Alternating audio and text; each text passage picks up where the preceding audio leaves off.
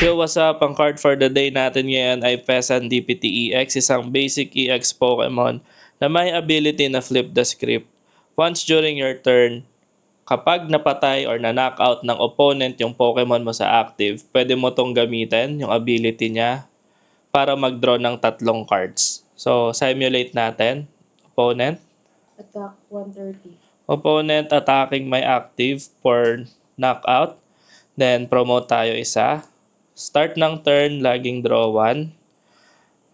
Kapag ready ka na, pwede mo nang i-play yung Peasant DPT mo. So, since na-knockout niya yung active natin kanina during his turn or her turn, pwede mo nang gamitin yung flip the script. Ngayon, pwede kang mag-draw ng 3. 1, 2, 3. So, kaya ganun siya kagamit na gamit. Plus, pwede mo rin gamitan ng Nest Ball if wala siya sa hand mo or Ultra Ball.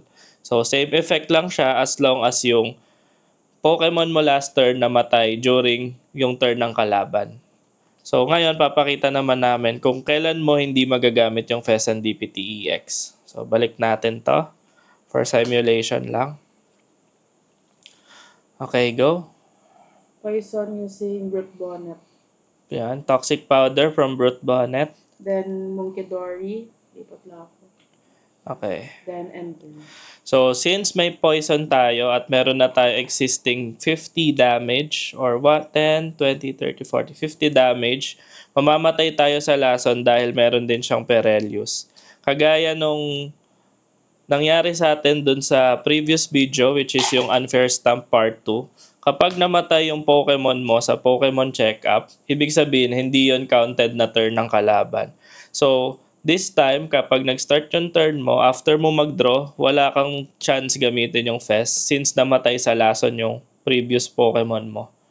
So, yun lang guys. Ang kagandahan lang sa Fest is anytime pwede mo siyang kunin sa deck mo using Ultra Ball and Nest Ball, or kung nasa discard pile naman siya, pwede mo siyang kunin gamit Night Stretcher kapag na-knockout yung Pokemon mo during last turn. Yun lang guys, sana may natutunan kayo. Like and subscribe!